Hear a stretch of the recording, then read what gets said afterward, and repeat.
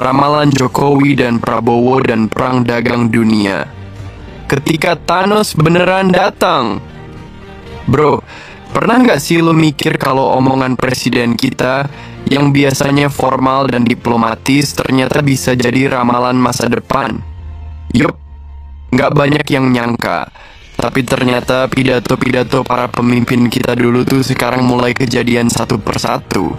Dan salah satu yang paling mind-blowing adalah soal perang dagang internasional yang lagi panas-panasnya sekarang. Semalam dunia kebakar, cuy. Bukan karena api beneran, tapi karena api perang dagang yang meledak antara dua kekuatan besar, Amerika Serikat dan Uni Eropa. Dan jangan salah, efeknya bukan cuma buat mereka doang, tapi juga nyeret negara-negara lain, termasuk Indonesia. Gimana awalnya? Jadi gini, Amerika Serikat lewat kebijakan dagangnya ngegas banget dengan mulai nerapin tarif tinggi buat barang-barang dari luar negeri. Presiden mereka Donald Trump mulai acak-acak dunia dagang internasional. Nggak cuma produk jadi, tapi juga bahan mentah penting kayak baja dan aluminium. Steel, aluminium, we have tariffs on them. They've been here for a while. Baja, aluminium, kita punya tarif untuk mereka. Mereka sudah ada di sini sejak lama, gitu kata Trump. Dan nggak cuma sampai di situ, bro. Mereka lanjut juga buat ngenain tarif ke sektor-sektor lain kayak mobil, semikonduktor, obat-obatan, sampai kayu. Gila nggak tuh? Serasa semua industri diacak-acak dari akar. Nah, Uni Eropa yang awalnya kalem juga mulai pasang kuda-kuda. Mereka bilang, kami tidak memulai konfrontasi ini, tapi kalau harus balas, kami siap banget dan kami bakal balas. Oke. Jadi dua kekuatan besar ini sekarang lagi adu sikut di pasar global. Tapi yang kena imbasnya, ya semua negara lainnya termasuk Indonesia.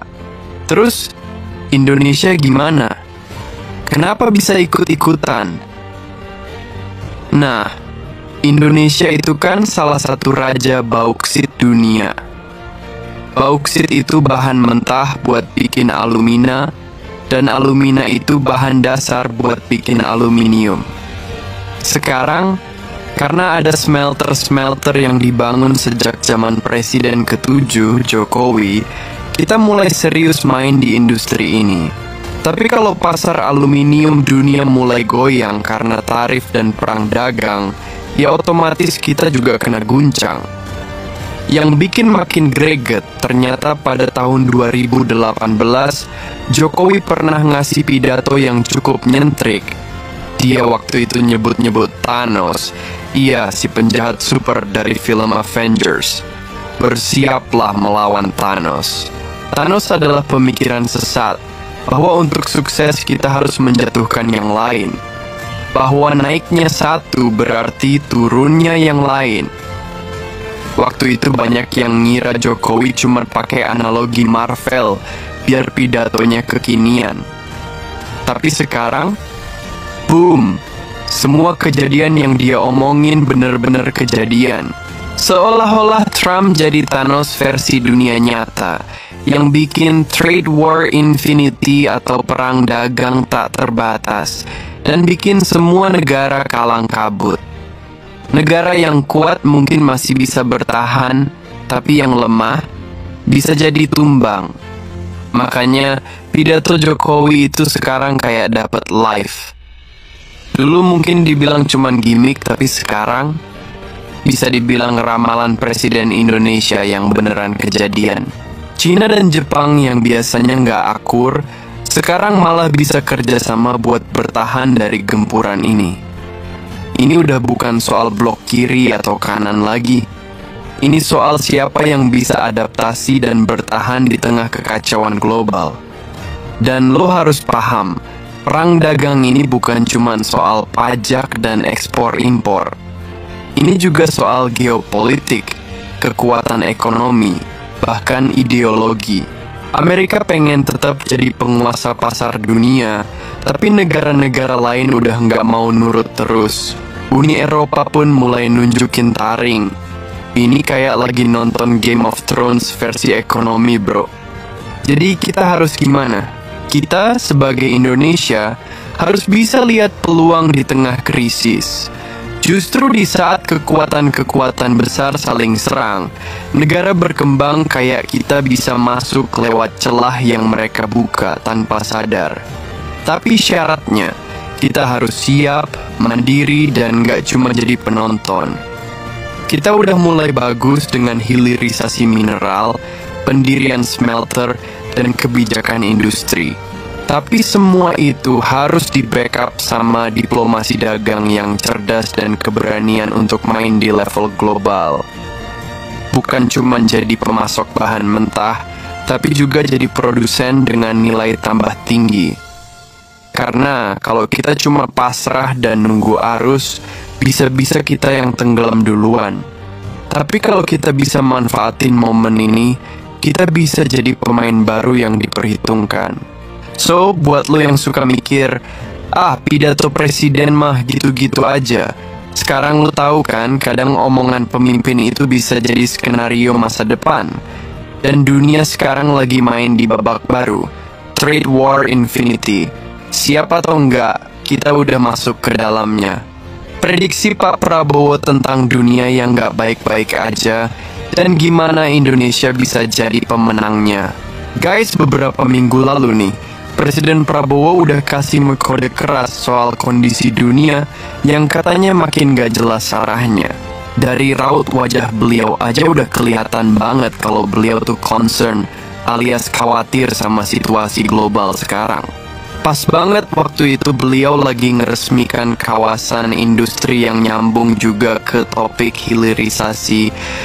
Ya, proses ngolah bahan mentah jadi produk. Jadi biar punya nilai lebih gitu, gak cuman ekspor bahan mentah doang. Nah, beliau bilang, meskipun dunia lagi gonjang-ganjing, ekonomi Indonesia tuh masih kokoh, bro. Fundamental ekonomi kita kuat, gitu kata beliau. Jadi kalau ada guncangan dari luar negeri, itu bukan karena kita lemah, tapi karena emang dunia lagi nge-lag aja.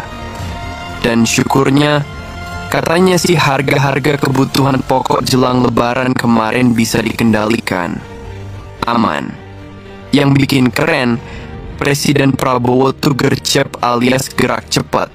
Beliau langsung mulai ngirit anggaran negara, biar kalau tiba-tiba dunia masuk ke resesi global, kita masih punya dana cadangan buat bantu masyarakat lewat subsidi. Visioner banget gak tuh? Trade war, tantangan yang bisa jadi peluang. Oke, sekarang kita bahas soal perang dagang yang makin panas. Analisa positifnya nih ya, Indonesia justru bisa ambil untung dari kondisi ini.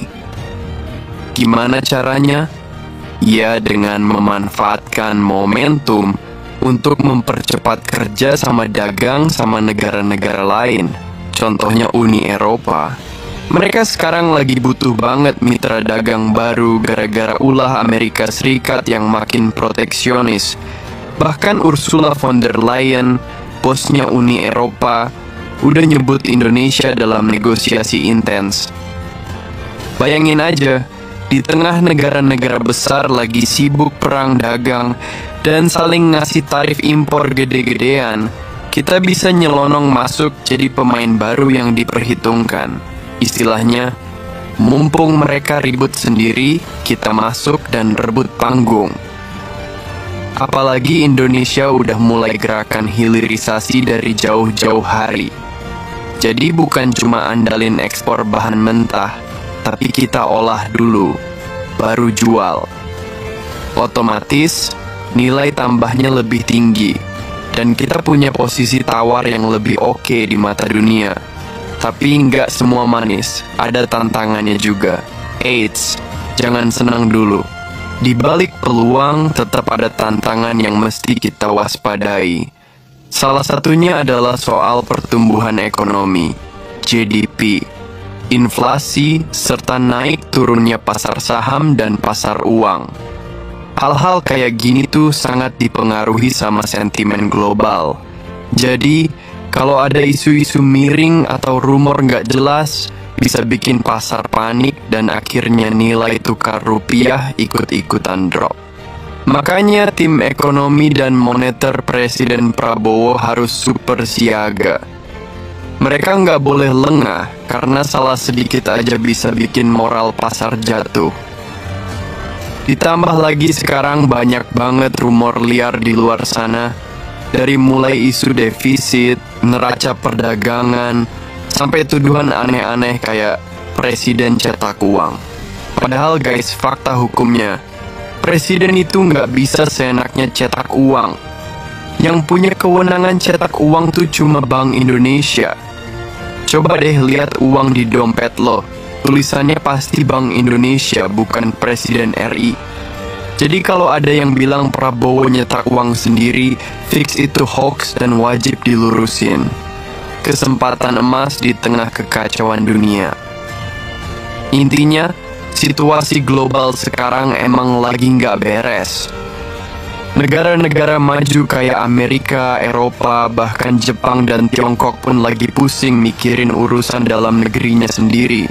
Mereka lagi ribet sama masalah masing-masing, mulai dari krisis energi, inflasi, pengangguran, sampai resesi. Nah, disinilah peluang Indonesia.